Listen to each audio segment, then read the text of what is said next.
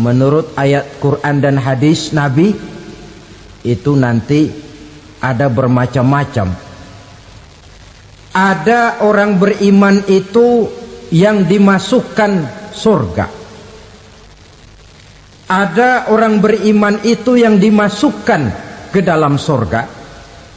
Ada orang beriman itu yang disebut penduduk surga. Kenapa lain-lain, Pak? Karena waktu di dunia amalannya juga lain-lain. Ada orang beriman yang masuk surga. Ini paling murah tiketnya. Mau masuk surga? Kata Nabi begini, ma min abdin qala la ilaha illallah thumma mata ala dhalik illa dakhalal jannah. Kalau seorang hamba sudah mengucap dua kalimat syahadat, dia yakin dengan kebenaran kalimat itu sampai matinya, orang itu akan masuk surga. Abi Dzar yang waktu itu diajak bicara heran, ya Rasul kok gampang betul? Iya, walaupun orang itu mencuri, iya, walaupun orang itu berzina, iya, biar dia mencuri, biar dia berzina, kalau dia sudah mengucap dua kalimat syahadat, dia yakin dengan kebenaran kalimat itu sampai matinya, itu orang akan masuk surga.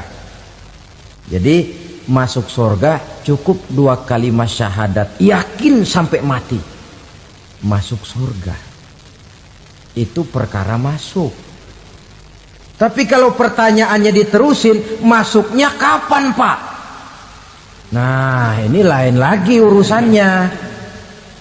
Sebab ada yang masuknya itu langsung, ada yang mampir dulu. Di sana tempat cuma dua, kalau tidak surga, neraka. Mau ke surga tapi mampir dulu, yang mampirnya jelas di neraka. Kenapa? Dalam hadis qudsi ada riwayat, nanti itu di akhirat, setelah Allah selesai mengatur penduduk surga masuk surga, yang neraka masuk neraka, Allah berkata kepada malaikat Malik, malaikat Malik, labaik ya Allah, itu bajingan-bajingan tengik, manusia-manusia durjana yang waktu di dunia tidak mau sujud, jauh dari ulama, gemar melakukan yang munkarat dan maksiat, hidup di tengah masyarakat selalu jadi bibit keonaran, kufur, sudah masuk neraka semua. Sudah ya Allah. Nah, kalau sudah, coba sekarang kamu masuk, Malik. Saya, iya, masuk neraka. Mau apa ya Allah? Kata Allah, akhriju minan nar man kana fi qalbihi misqala habatin min khardalin min iman. Kau masuk neraka, cari di dalam neraka orang-orang yang ada imannya walaupun kecil sebesar biji zarah, angkat mereka keluar. Masuk malaikat Malik ke neraka, cari orang yang ada imannya, korek-korek. Ya repot, udah pada gosong. Yang ada imannya diangkat ke atas, yang ada imannya diangkat ke atas, lalu dimandikan di Nahrul Hayat, namanya sungai kehidupan di akhirat nanti. Cakep lagi rupanya, bersih lagi wajahnya, apel di hadapan Allah. Kata Allah, bagaimana mas? Kapok nggak sampean? Kapok ya Allah. Nah, kalau kapok, idhab fadkhulil jannah, pergi masuk surga sana.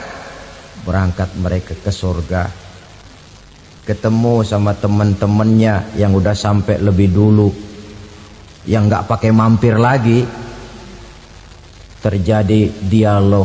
Kata teman-temannya yang udah pada nyampe duluan, mas, iya, emang baru sampai? Saya baru sampai. Memang mampir di mana dulu mas? Kita sudah lama sampai di surga. Saudara buka surah Al-Muddatsir ayat 34-35. Ma salakakum fis saqar? Kenapa kamu mampir di neraka Saqar? Qalu lam naku minal musallin.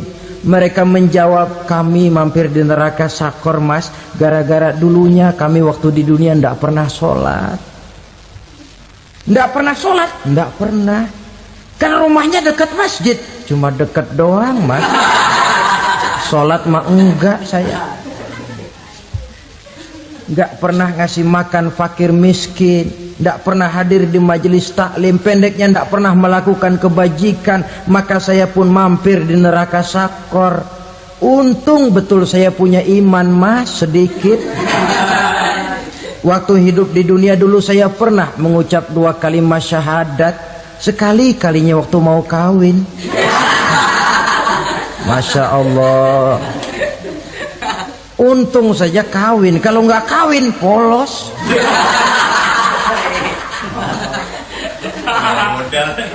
Itu juga pengulu sudah setengah mati ngajarin. Asyhadu alla, asyaduaan, asyaduaan.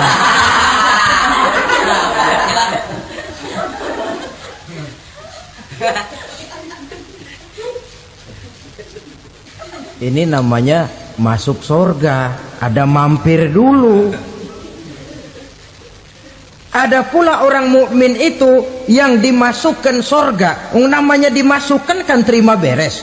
Saya masuk ke rumah, jalan sendiri, cari tempat sendiri. Saya dimasukkan ke dalam rumah, terima beres. Pokok ada di dalam, itu dimasukkan namanya. Nggak pakai mampir. Tapi tentu tiketnya lebih mahal ketimbang yang pertama tadi. Apa kata Allah? Innal ladzina amanu wa amilus salihat la ukaffiranna anhum sayyiatihim wa la udkhilannahum jannah. Sesungguhnya orang-orang yang beriman kemudian beramal soleh, kami hapuskan segala dosa dan kesalahannya, kami masukkan mereka ke dalam surga. Lihat ayatnya, Allah yang memasukkan, kita yang dimasukkan. Tidak pakai transit, tidak usah mampir. Cuma tidak cukup syahadat, tidak cukup amanu, tapi diiringi dengan wa'amilus salih. Iman, amal. Tidak cukup syahadat, lalu dibuktikan dia sholat, dia zakat, puasa, lalu dia melakukan berbagai macam kebajikan. Ini yang menyebabkan dia tidak pakai mampir di tempat yang bernama sakor. Lalu ada pula orang mukmin itu yang disebut penduduk sorga. Wah, ini sudah VIP ini. Ashabul jannah, penduduk sorga. Siapa mereka? Kata Allah, innal ladzina amanu summa istaqamu fala khaufun alaihim wala hum yahzanun ulaika ashabul jannah hum fiha khalidun. Sesungguhnya orang-orang yang beriman lalu istiqamah, tetap dalam melaksanakan perintah Allah, tidak goyang, tidak labil tapi stabil, istiqamah, mereka tidak takut dan tidak bersedih hati. Merekalah penduduk surga. Iman, istiqamah. Tidak punya duit, sembayang. Banyak duit, sembayang. Miskin, sembayang. Kaya, tetap sembayang. Istiqamah. Kadang orang kalau susah rajin ke masjid, banyak duitnya ngelihat masjid melengos. Waktu miskin hamba Allah, setelah kaya jadi hamba harta. Bergeser, tidak ada nilai istiqomahnya. Saudara-saudara, dengan begitu penduduk neraka itu dua. Ada penduduk permanen, ada penduduk yang semi permanen. Yang semi permanen orang-orang beriman yang mempunyai dosa besar. Mereka masuk ke neraka untuk menerima azab sesuai dengan dosanya. Bila selesai masa azab itu, mereka akan diangkat untuk ditempatkan kembali ke dalam surganya Allah Subhanahu wa ta'ala. Nah, dikala itulah saudara-saudara, ada yang disebut syafaat dari Rasulullah Sallallahu Alaihi Wasallam. Tapi tentu jangan lupa, syafaat ini ibarat kain menambal dia. Kita punya kain bolong-bolong sedikit, syafaat yang menambal. Solat kita ada kurang dikit, sedekah kita ada campur riak dikit, amalan kita ada tidak karena Allah dikit, kita berharap syafaat. Jadi biarlah kain masih bolong-bolong, yang penting punya kain. Tapi kalau kainnya tidak ada, yang ditambal apanya? Sholat tidak, puasa tidak, zakat tidak, berharap syafaat saja. Ya, terlalu berlebihan itu. Saudara hadirin yang saya hormati, apabila selesai proses penghisaban, proses penghitungan, maka dikala itulah manusia terbagi dalam dua kelompok besar. Fariqun fil jannah wa fariqun fis sa'ir. Sekelompok orang-orang beruntung yang masuk ke dalam surga, dan sekelompok lagi masuk ke dalam neraka. Ibu-ibu, saudara-saudara kaum muslimin rahimakumullah,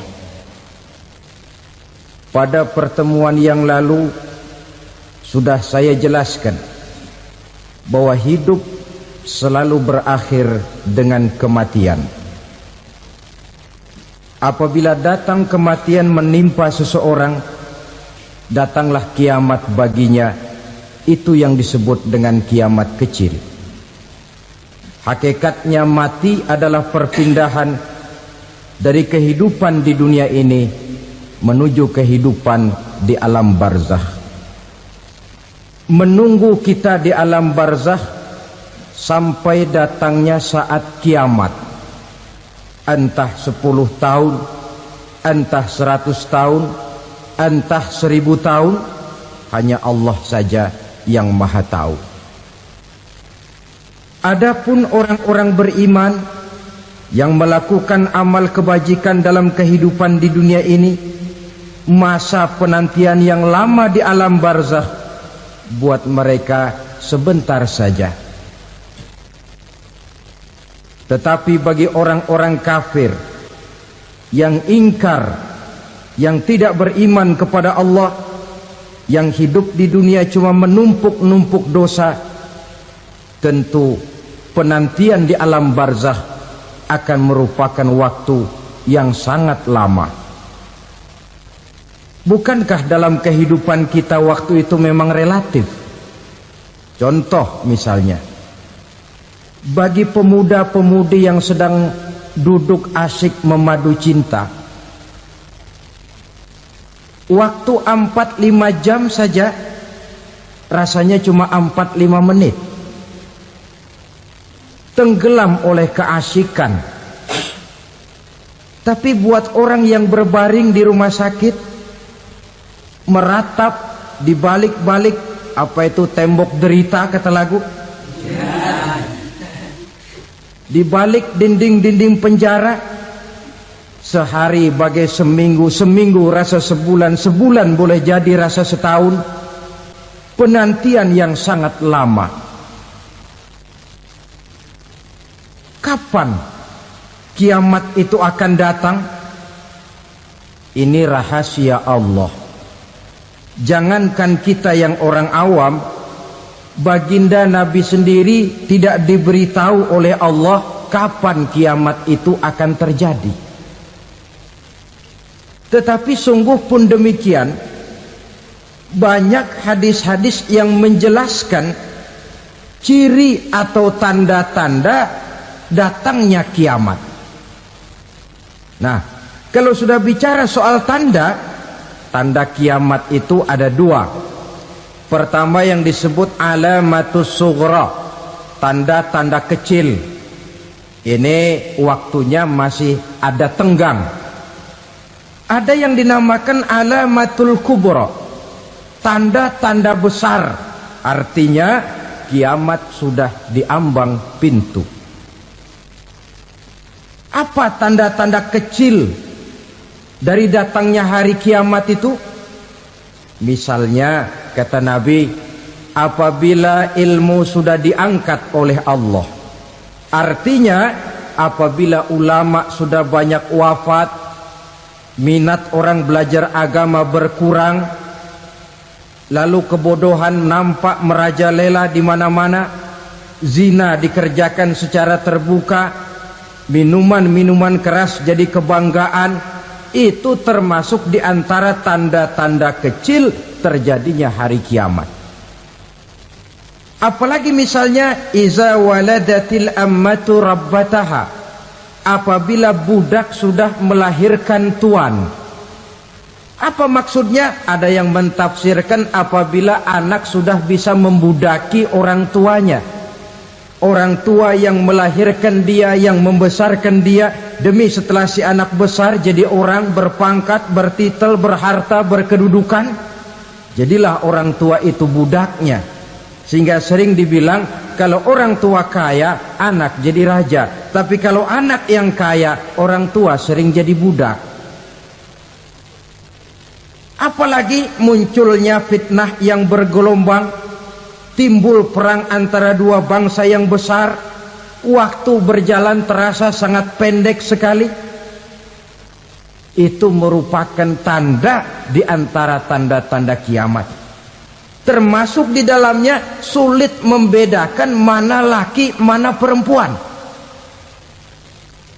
Kan kalau tanda-tanda kayak begini sekarang sudah banyak kita lihat kan. Ulama banyak wafat, penggantinya sulit. Zina dikerjakan berterang-terangan, minuman keras jadi kebanggaan, banyak anak membudaki orang tuanya, sulit membedakan mana laki mana perempuan. Kadang-kadang dari belakang kita lihat perempuan bener, begitu kita colek nengok jenggotan.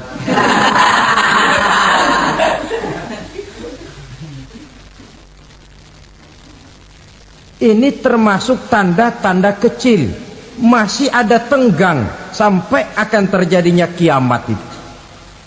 Nah, yang dimaksud dengan tanda-tanda besar, ini tanda besar artinya kiamat sudah di ambang pintu. Pertama, matahari terbit dari sebelah barat. Apabila matahari sudah terbit dari arah sebelah barat, tertutuplah sudah pintu taubat. Bersabda Nabi kita, la taqumus sa'atu hatta tatlu'a syamsu min maghribiha. Tidak akan datang hari kiamat sampai matahari terbit dari arah sebelah barat. Fa iza tala'at, manakala matahari telah terbit dari arah sebelah barat, wara'ahan nasu, manusia banyak menyaksikan itu, amanu ajma'un, mereka pun lalu beriman. Yang tadinya kafir, yang tadinya ingkar, yang tadinya membangkang, setelah melihat matahari terbit dari sebelah barat, buru-buru beriman, berlomba-lomba mengucap dua kalimat syahadat. Tapi apa yang terjadi? Kata Nabi, wadzalika hina la yanfa'u nafsan imanuha lam takun amanat min qabl.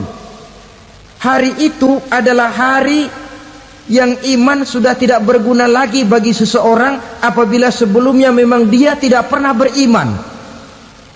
Au kasabat fi imaniha khaira, atau beriman tetapi tidak pernah melakukan kebajikan di dalam keimanannya itu.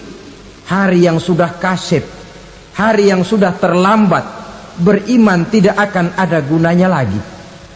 Ini pelajaran buat kita. Sebelum sang surya terbit dari sebelah barat, sebelum nafas sampai di tenggorokan, artinya pintu taubat masih terbuka.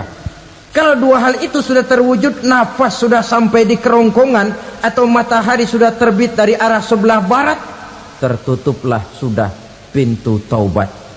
Tak ada lagi gunanya pangkat, jabatan, harta, bahkan beriman pun dalam suasana macam itu too late, kata orang Kulon. Sudah terlambat. Matahari terbit dari arah sebelah barat, itu tanda besar, artinya kiamat sudah di ambang pintu. Lalu apalagi tanda besar? Munculnya Dajjal. Dajjal artinya pendusta-pendusta yang menyesatkan manusia. Ada dua macam Dajjal, saudara. Ada Dajjal kecil, ini Dajjal kelas 3. Kalau ini sejak zaman Rasulullah sudah ada itu. Tiap zaman ada. Di zaman Rasulullah misalnya ada yang bernama Aswad al-Unsi dari Yaman. Ada yang namanya Musailamah Al-Kazzab dari Yamamah. Ada yang namanya Ibnu Sayyad dari Madinah. Ini dajjal-dajjal di zaman Rasul. Musailamatul Kazzab memproklamirkan diri jadi nabi dia. Di zaman Rasul masih hidup. Ini dajjal zaman Nabi. Di zaman sahabat muncul dajjal-dajjal. Di zaman kita sekarang ini dajjal-dajjal pun gentayangan. Dajjal-dajjal kelas teri. Kerjanya mendustakan manusia, menyesatkan manusia, memalingkan manusia dari jalan yang benar dan diridhoi oleh Allah Subhanahu wa taala. Adapun yang merupakan tanda besar dari datangnya kiamat, dajjal-dajjal kelas kakap. Pembohong-pembohong besar yang menyesatkan masyarakat manusia berpaling dari jalan Allah mengikuti jalan mereka. Apa sih ciri dajjal itu? Kata Nabi dalam hadis Bukhari Muslim, "Inna dajjala", sesungguhnya yang namanya dajjal itu yakhruju, satu saat akan muncul mendekati hari kiamat. Wa inna ma'ahu ma'an, si dajjal ini membawa air. Wa naran, dan juga membawa api. Dua simbol. Di tangan yang satu dia bawa air, di tangan yang satu dia bawa api. Wa ammal ladzi yarahu an-nasu ma'an fanarun, adapun yang orang banyak lihat air, hakikatnya adalah api. Yang dilihat api, hakikatnya adalah air. Oleh sebab itu, kalau api yang ditawarkan, ambillah air. Kalau air yang ditawarkan, pilihlah api. Maksudnya apa ini? Ini bahasa simbol, saudara-saudara. Dajjal bicaranya seolah-olah untuk kepentingan manusia, menawarkan surga. Surga yang dia tawarkan hakikatnya neraka. Hai manusia, kalau kau mau bahagia, jangan dekat-dekat dengan agama. Solat itu tidak efektif dan efisien, tidak produktif dari segi ekonomi itu. Menghadiri majelis taklim cuma buang-buang waktu. Tahajud, tasbih, tahlil, baca Quran, apa itu? Pekerjaan mubazir saja. Hidup ini cuma sekali, masa yang cuma sekali, manfaatkan dengan sebaik-baiknya. Mumpung. Dibawanya sifat mumpung, tetapi dalam pengertian yang sangat negatif. Bicaranya seolah-olah untuk kepentingan manusia, tetapi sebenarnya menjerumuskan manusia. Menawarkan air, tapi sebenarnya api. Menawarkan api, tapi hakikatnya air. Buat apa kamu sholat? Buat apa kamu bayar zakat? Buat apa kamu puasa? Surga yang dicanangkan dajjal, hakikatnya neraka. Neraka yang digambarkan dajjal, pada dasarnya adalah surga. Jadi memutarbalikkan fakta itu kerjaan dajjal. Yang hak jadi batil, yang batil dibilang hak, yang benar jadi salah, yang salah malah jadi benar. Tuntunan disuruh jadi tontonan, tontonan malah menjadi tuntunan. Itu pekerjaan dajjal profesinya. Zamannya Nabi Adam, dajjalnya kan iblis. Betul? Betul. Apa sih gang kerayuan iblis itu? Allah setelah menciptakan Nabi Adam kan bilang, Adam, kau dan istrimu Hawa tinggal di surga ini. Seluruh fasilitas yang ada di surga persilahkan kau nikmati. Satu yang tidak boleh, jangan coba-coba dekati pohon khuldi. Dekat saja jangan, apalagi sampai memetiknya. Datang dajjal yang namanya iblis ini. Adam, kamu tahu nggak kenapa tidak boleh makan buah khuldi? Ya nggak tahu, pokoknya saya dilarang. Bodoh kamu Dam. Khuldun artinya kekal. Kalau kamu makan itu buah, kau akan kekal di surga buat selamanya. Allah tidak kepengen, maka dilarang kamu makan buah khuldi. Kalau kau ingin kekal di surga Adam, makan saja. Saya bicara begini ini untuk kepentingan kamu Adam. Ini kan ciri-ciri Dajjal. Bicaranya sih seolah-olah untuk kepentingan Nabi Adam, hakikat sebenarnya menjerumuskan Nabi Adam supaya ingkar dan melanggar larangan dari Allah Subhanahu wa ta'ala. Jadi setelah muncul Dajjal, timbul kekacauan-kekacauan di masyarakat. Banyak yang terpengaruh, terpedaya dan terpesona. Termasuk mereka yang memproklamirkan diri jadi nabi, mereka yang memproklamirkan diri jadi rasul di zaman sesudah Rasulullah wafat. Itu adalah Dajjal. Maka saya ingatkan, kalau di zaman kita sekarang ini ada orang ngaku jadi nabi, ada orang ngaku jadi rasul, biar bahasa Arabnya kental,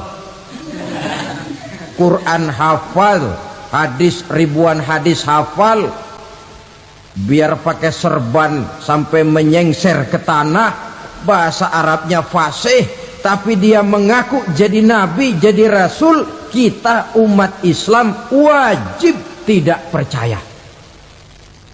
Wajib untuk tidak percaya. Itulah Dajjal zaman kita sekarang ini. Tidak mustahil mereka datang mempengaruhi orang awam supaya berpaling dari Rasulullah, mengikuti mereka. Nah, di akhir zaman nanti, mendekati hari kiamat, Dajjal ini muncul. Dajjal kelas kakap, menyesatkan masyarakat manusia untuk berpaling dari Islam, mengikuti seruan mereka. Apalagi di antara datangnya kiamat itu, tanda yang besar itu, turunnya Nabiullah Isa Al-Masih, putra Maryam. Menurut berbagai hadis yang sahih, Nabi Isa Al-Masih nanti akan turun lagi. Tidak membawa risalah yang baru, tapi meluruskan risalah Islam ini yang telah banyak ditinggalkan oleh masyarakat. Bahkan ada hadis menjelaskan beliau akan membunuh Nabi, mematahkan kayu-kayu salib, lalu melaksanakan haji dan umrah mengikuti syariat Nabi Muhammad, bukan membawa agama baru. Menjadi semacam mujaddid, reformer, menyelamatkan manusia dari bisikan Dajjal. Bahkan ada riwayat yang menjelaskan bahwa Nabi Isa berhasil mengalahkan Dajjal, mengembalikan masyarakat manusia kembali kepada ajaran Islam yang datang dari Allah, dibawa oleh Rasulullah Sallallahu Alaihi Wasallam. Dengan kata lain, turunnya Nabi Isa bukan sebagai Nabi dan Rasul baru, tetapi mengikuti syariat Nabi kita Muhammad Sallallahu Alaihi Wasallam. Saudara hadirin, ibu-ibu hadirat yang saya hormati, kemudian apalagi di antara tanda-tanda besar akan datangnya kiamat itu? Keluarnya asap atau awan. Kata Nabi, inna min asyrati sa'ah dukhanan yamla'u ma bainal masyriqi wal maghrib. Di antara tanda-tanda kiamat, munculnya awan antara langit dan bumi. Ini pun diperkuat dalam surah Ad-Dukhan ayat 10. Fartaqib yauma ta'tis sama' bidukhanin mubin fayughshan nas hadza azabun alim. Bagi orang-orang yang beriman, mereka biasa-biasa saja. Tapi bagi orang kufur, datangnya asap dan awan ini merupakan azab yang kelewat pedih. Barangkali sedikit mendekati gambaran tentang azab yang pedih ini, saya ingatkan alam pikiran kita kepada peristiwa yang belum lama terjadi. Pernah dengar berita bocornya reaktor nuklir di Chernobyl, Uni Soviet? Pernah dengar? Nah, bocornya reaktor nuklir di Chernobyl yang mengakibatkan ratusan bahkan sangat mungkin ribuan nyawa. Cuma satu reaktor. Bagaimana kalau seluruh cadangan nuklir yang dimiliki oleh para negara adik kuasa ini diledakkan?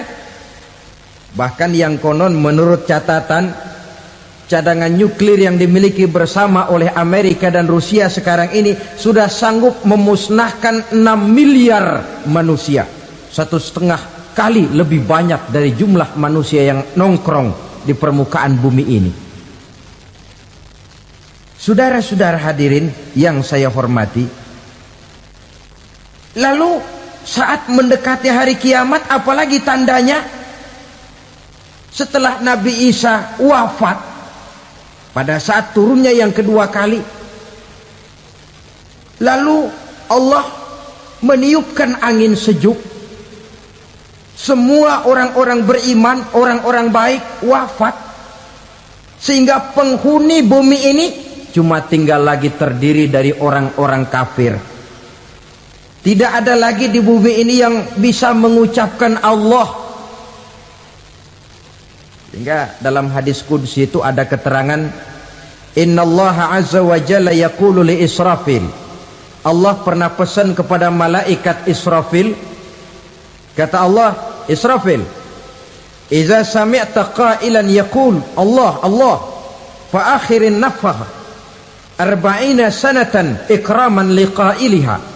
Hai Israfil, apabila kau dengar di permukaan bumi masih banyak orang yang mengucapkan Allah Allah, maka tunda sangkakala kiamat itu 40 tahun. Untuk apa? Ikraman liqailiha, menghormati orang yang mengucapkan Allah Allah itu. Wah, jadi karena sekarang masih banyak yang mengucapkan Allah, besar hatilah kita, masih jauh kiamat itu. Tapi jangan lupa, kiamat pribadi, kiamat kecil itu yang nggak kita sangka-sangka. Ajal datang mencabut nyawa, itu kiamat pribadi, dan itu yang pasti kita hadapi, dan itu yang membuat kita tidak boleh bersikap main-main di dalam kehidupan sekarang ini. Saudara hadirin yang saya hormati, tidak ada lagi orang-orang muslim. Seluruh penduduk dunia ini kafir. Lalu terciptalah struktur sosial yang berlandaskan prinsip hidup semau gue. Bakal terjadilah prinsip di mana yang kaya menyantap yang miskin, yang kuat menindas yang lemah. Hidup sudah bagaikan di rimba belantara, berlaku hukum rimba, siapa yang kuat dia yang menang, siapa yang lemah menjadi mangsa. Timbul kekacauan, maksiat merajalela, munkarat menjadi-jadi, sehingga isi bumi ini penuh dengan segala macam perbuatan dosa. Tidak ada perlunya lagi alam diperpanjang temponya. Datang saat yang sudah dijanjikan oleh Allah Azza wa Jalla, maka terjadilah yang disebut kiamat kubra, kiamat besar, kiamat hancur-hancuran. Bagaimana kejadian ini dimulai? Dalam surah Az-Zumar ayat 68, Allah Subhanahu wa taala berfirman, wa nufikha fis-suri fasa'iqa man fis samawati wa man fil ardi illa man sya'allahu. Maka manakala ditiuplah sangkakala, terkejutlah seluruh yang ada di langit dan seluruh yang ada di bumi. Bila saat kiamat datang, Allah perintah malaikat Israfil, Israfil, tiup sangkakalamu. Ditiuplah sangkakala oleh malaikat Israfil. Yang akibat daripada tiupan itu, seluruh yang ada di langit, seluruh yang ada di permukaan bumi terkejut. Yang ada di langit siapa? Malaikat kan. Bayangin aja kalau malaikat kaget, apalagi kita. Terkejut seluruh makhluk yang ada di bumi, yang ada di langit mendengar suara sangkakala itu. Bunyinya tidak sanggup kita bayangkan dahsyatnya. Ledakan nuklir, ledakan neutron belum apa-apa ketimbang bunyi sangkakala malaikat Israfil ini. Nah, lalu mendengar bunyi sangkakala ini, gemparlah makhluk, kacaulah alam. Bumi gempa, planet-planet bertabrakan, gunung meletus, air laut tumpah ke darat, angin topan bertiup, halilintar menyambar, lalu semua yang bernama hidup mati total. Mati bareng tanpa persiapan. La haula wala quwata illa billah. Saya kadang-kadang dalam tafakur bermohon, ya Allah, mudah-mudahan saya nggak nemuin kiamat beneran. Ngeri. Tidak bisa kita bayangkan macam apa suasana seperti itu. Allah saja banyak memberikan gambaran, misalnya Al-Qari'ah, wa mal qari'ah, wa ma adraka mal qari'ah. Kejadian yang menggemparkan. Tahukah kamu apa kejadian yang menggemparkan itu? Yauma yakunun nasu kal farasil mabsus wa takunul jibalu kal ihnil manfus. Pada saat itu manusia berterbangan bagai kupu-kupu, gunung berterbangan seperti kapas ditiup angin. Gunung saja macam kapas, konon lagi manusia.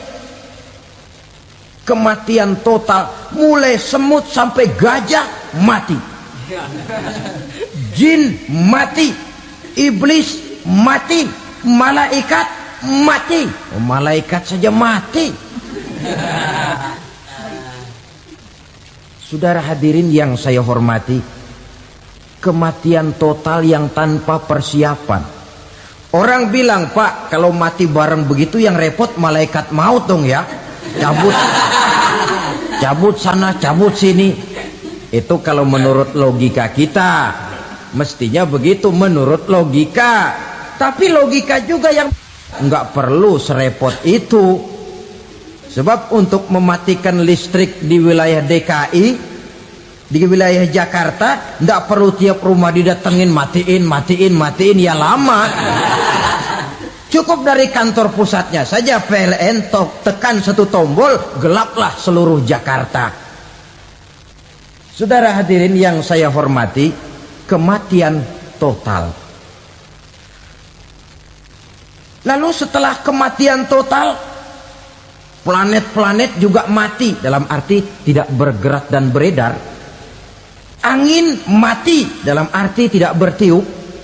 Air mati, dalam arti tidak ada riak gelombang. Pokoknya semua mati. Kullu nafsin za'iqatul maut, semua yang bernafas mati. Dalam ayat lain, kullu man 'alaiha fan, semua yang ada di permukaan bumi fana. Yang kekal cuma Allah Subhanahu wa ta'ala. Yang paling belakang mati malaikat maut dan malaikat Israfil. Tapi mati juga sesuai dengan janji Allah. 40 lamanya. Tidak dijelaskan oleh Abi Hurairah 40 jam, apa 40 hari, apa 40 tahun. Hadis-hadis cuma menyebutkan 40 saja. Sunyi alam, yang tinggal cuma Allah saja lagi.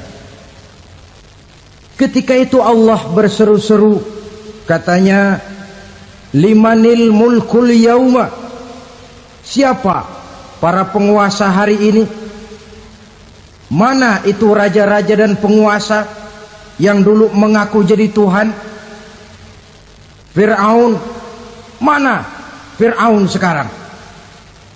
Yang dulu jadi raja, merasa berhasil, sombong, lalu tidak mau turun-turun dari kekuasaannya, sampai kepada puncak kekurang ajarannya mengangkat diri jadi Tuhan. Mana itu Fir'aun? Namrus, mana sekarang Namrus? La ilaha illa ana, ternyata tidak ada Tuhan lain selain daripada aku, kata Allah. Proses kemudian, saudara-saudara, turunlah hujan dari langit, 40 lamanya hujan itu. Tidak jelas juga 40 jam apa 40 hari. Setelah air turun membasahi, datanglah tiupan sangkakala yang kedua. Semua yang bernama mati bangkit dari kuburnya masing-masing. Ini yang disebut Yaumul Ba'thi, hari kebangkitan. Allahu Akbar. Pada saat kita bangkit dari kubur kita masing-masing, kumpul di padang mahsyar namanya. Bayangin aja, saya sendiri nggak sanggup bayangin. Manusia sejak zaman Adam sampai zaman kiamat kumpul bareng di tempat sama. Berapa banyaknya itu?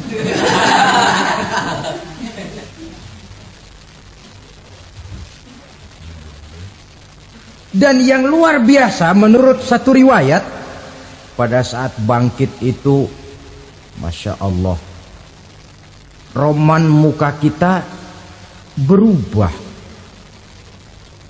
Disesuaikan dengan amalan kita waktu di dunia ini. Barang siapa yang waktu di dunia amalannya itu amalan tikus, di akhirat nanti dia bangkit dari kubur, mukanya seperti muka tikus. Gagah betul badannya, tapi mukanya seperti tikus. Kenapa? Amalannya waktu di dunia seperti amalan tikus. Apa amalan tikus itu? Suka ngegeragoti barang yang sudah disimpan rapi-rapi. Orang sudah simpan uang rapi-rapi, simpan perhiasan rapi-rapi, digeragoti oleh tikus. Maling-maling, pencoleng-pencoleng, koruptor-koruptor, itu nanti di akhirat nanti kita lihat mukanya seperti muka tikus. Oh, ini waktu di dunia suka nyolong, hanya seperti muka tikus. Barang siapa yang waktu di dunia ini amalannya itu amalan macan, dia akan bangkit nanti mukanya seperti muka macan. Apa amalan macan? Macan itu amalannya menang-menangan. Orang yang mau menang saja nggak mau mengalah. Coba lihat di hutan. Kenal hutan nggak? Nah. Di hutan, raja hutan di mana-mana pasti macan. Betul kan? Betul. Padahal hutan belum pernah bikin pemilihan umum.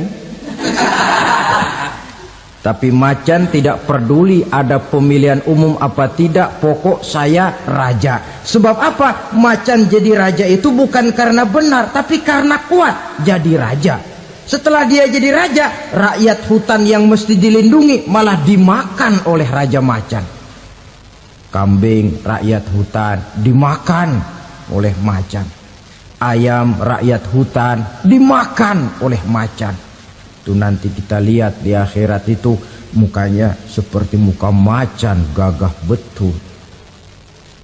Lalu barang siapa yang di dunia ini amalannya itu seperti amalan anjing, nanti dia punya muka seperti muka anjing. Apa amalan anjing? Pertama, anjing itu kalau disuruh jaga rumah, dia tidak bisa membedakan mana maling mana tamu. Biar yang datang maling kalau bawa tulang, anjing kalem. Yang kedua, anjing itu akan setia kepada siapa saja yang memberinya roti. Siapa yang memberinya roti, itulah majikannya. Apa kata majikannya, pasti dia laksanakan. Soal benar atau salah, dia tidak peduli. Setelah anjing dapat roti, dia tidak punya pilihan lain kecuali bilang, abdi mah kumaha juragan wae ayeuna mah.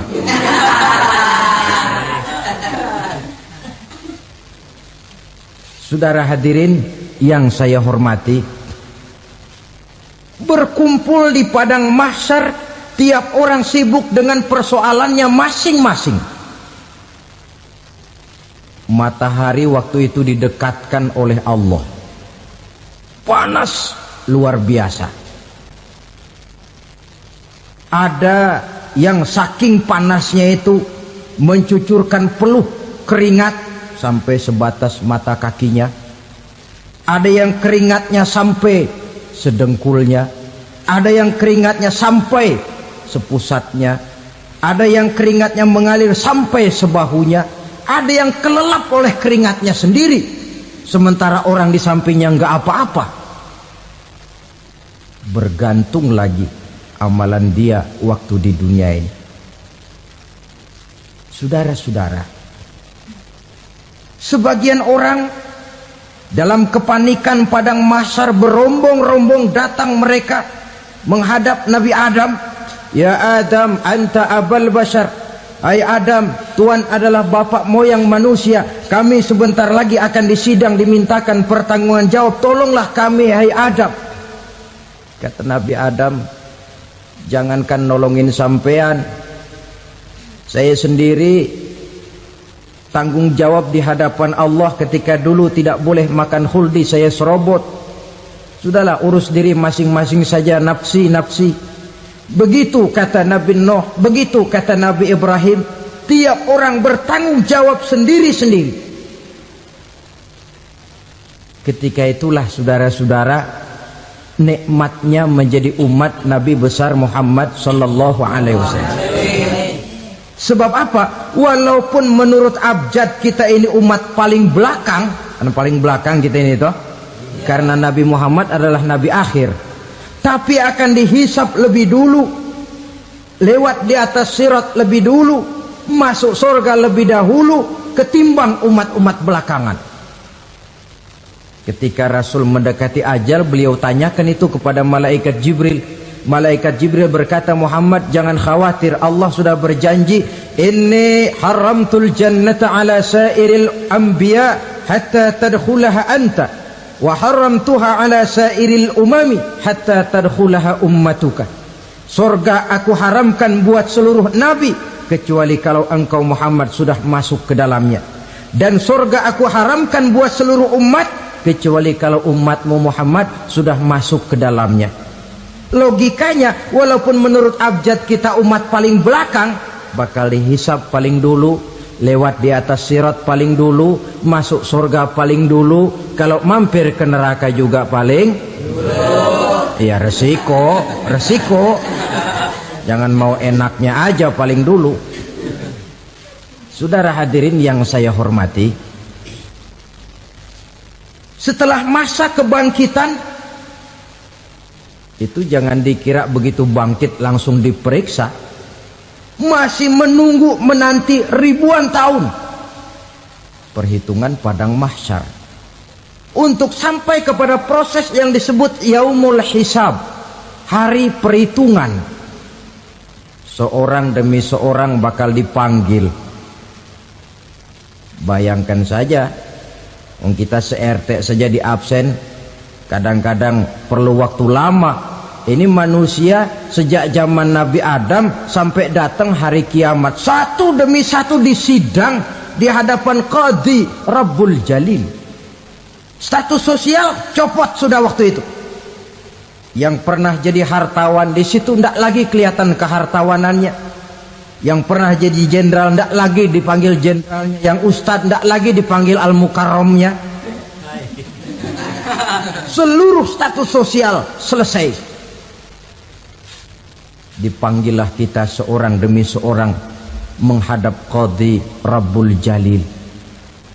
Bagaimana proses penghisaban itu? Pertama, proses tanya jawab.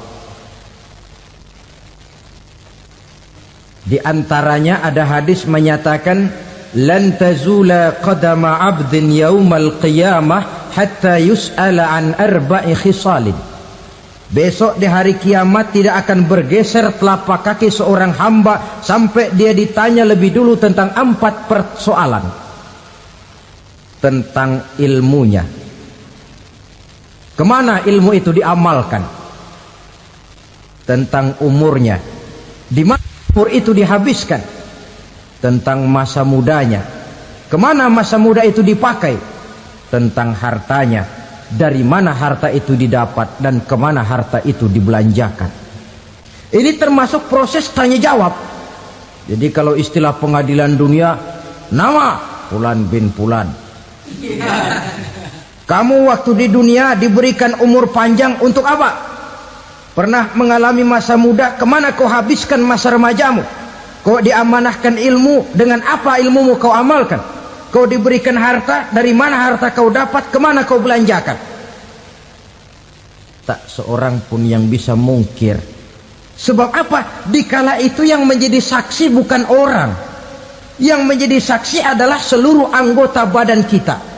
Tangan bicara, kaki jadi saksi terhadap seluruh amalan yang pernah kita kerjakan pada saat kehidupan di alam dunia ini.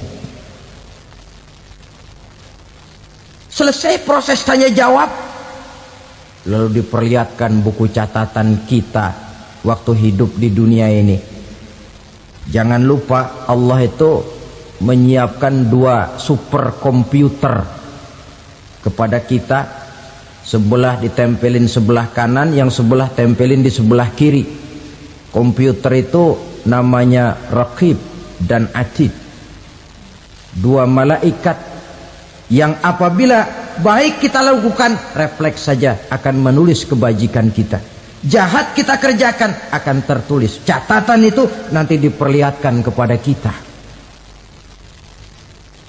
Waduh, alangkah malunya pada saat diperlihatkan catatan kita, buku rapot kita merah melulu. Barangkali diperiksa sambil diomelin, brengsek lo. Buku merah melulu begini, bagaimana waktu hidup di dunia? Tidak cukup diperlihatkan buku catatan kehidupan, rekaman kehidupan. Rekaman kehidupan kita secara utuh sejak terlahir sampai ajal datang merenggut nyawa. Barangkali mirip dengan video sekarang ini, di mana terekam dengan baik seluruh kegiatan kita, sejak yang sekecil-kecilnya sampai kepada yang sebesar-besarnya.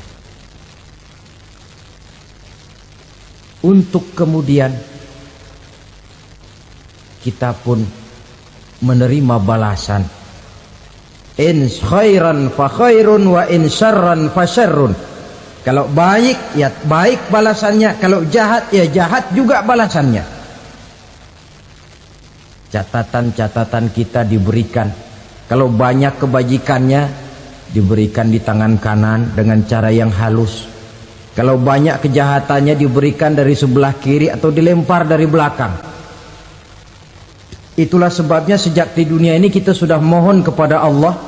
Ketika berwudu membasuh tangan kanan, apa kita bilang? Allahumma a'tini kitabi biyamini wa hasibni hisaban yasira. Ya Allah, berikan saya kitab di tangan kanan, dan kalau saya memang perlu dihisap, hisaplah saya yang seringan-ringannya. Tangan kiri berlindung kita kepada Allah, jangan sampai diberikan kitab di tangan kiri atau dari arah sebelah belakang. Wa a'udzubika an tu'tiya kitabi bishimali aw min wara'i zuhri, dari arah sebelah belakang. Na'udzubillah min dzalik. Setelah selesai lewat proses penghisaban, lewat mizan, timbangan, maka yang sudah selesai dihisab itu bergeraklah menuju sirat, jembatan yang terbentang menuju surga melalui neraka. Saudara-saudara, panjangnya perjalanan sirat itu memakan waktu ratusan tahun. Tetapi orang yang lewat di atas sirat pun macam-macam, bergantung amalannya ketika di dunia ini. Ada yang lewat di atas sirat itu kal barkil khatib, seperti kilat yang menyambar, lep, sudah sampai dia di surga. Cepat bukan main.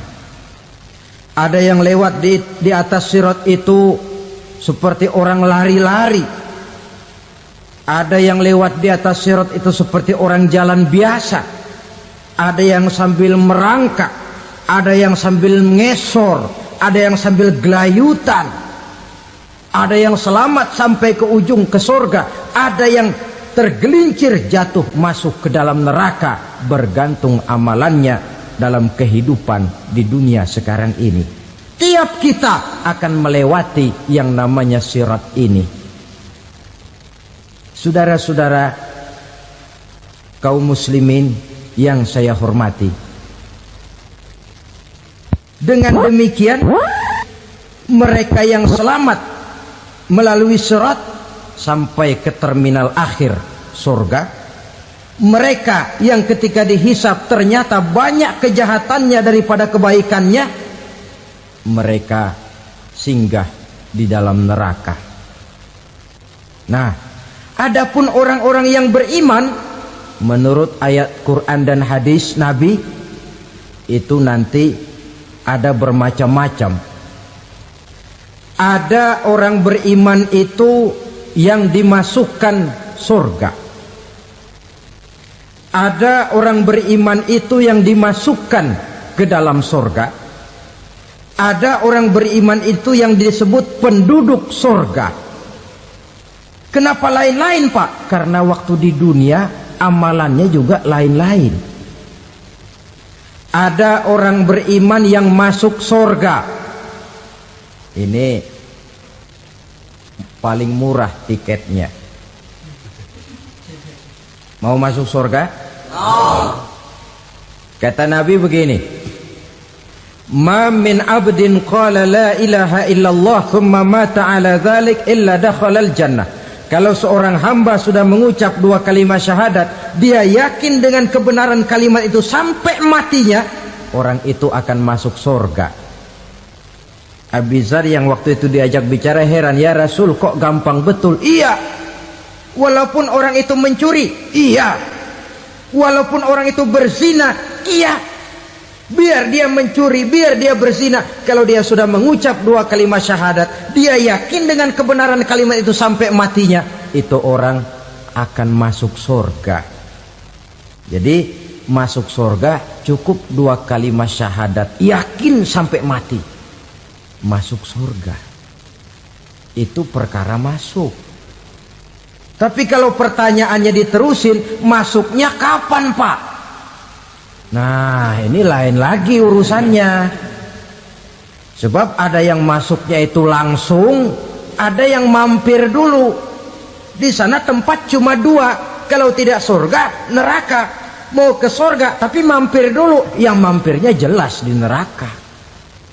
Kenapa? Dalam hadis qudsi ada riwayat, nanti itu di akhirat, setelah Allah selesai mengatur penduduk surga masuk surga, yang neraka masuk neraka, Allah berkata kepada malaikat Malik, malaikat Malik, labaik ya Allah, itu bajingan-bajingan tengik, manusia-manusia durjana yang waktu di dunia tidak mau sujud, jauh dari ulama, gemar melakukan yang munkarat dan maksiat, hidup di tengah masyarakat selalu jadi bibit keonaran, kufur, sudah masuk neraka semua. Sudah ya Allah. Nah, kalau sudah, coba sekarang kamu masuk, Malik. Saya, iya, masuk neraka. Mau apa ya Allah? Kata Allah, akhriju minan nar man kana fi qalbihi misqala habatin min khardalin min iman. Kau masuk neraka, cari di dalam neraka orang-orang yang ada imannya walaupun kecil sebesar biji zarah, angkat mereka keluar. Masuk malaikat Malik ke neraka, cari orang yang ada imannya, korek-korek. Ya repot, udah pada gosong. Yang ada imannya diangkat ke atas, yang ada imannya diangkat ke atas, lalu dimandikan di Nahrul Hayat, namanya sungai kehidupan di akhirat nanti. Cakep lagi rupanya, bersih lagi wajahnya, apel di hadapan Allah. Kata Allah, bagaimana mas? Kapok nggak sampean? Kapok ya Allah. Nah, kalau kapok, idhab fadkhulil jannah, pergi masuk surga sana. Berangkat mereka ke surga. ketemu sama teman-temannya yang udah sampai lebih dulu, yang nggak pakai mampir lagi. Terjadi dialog. Kata teman-temannya yang udah pada nyampe duluan, "Mas, iya, emang baru sampai?" "Oh, saya baru sampai." "Memang mampir di mana?"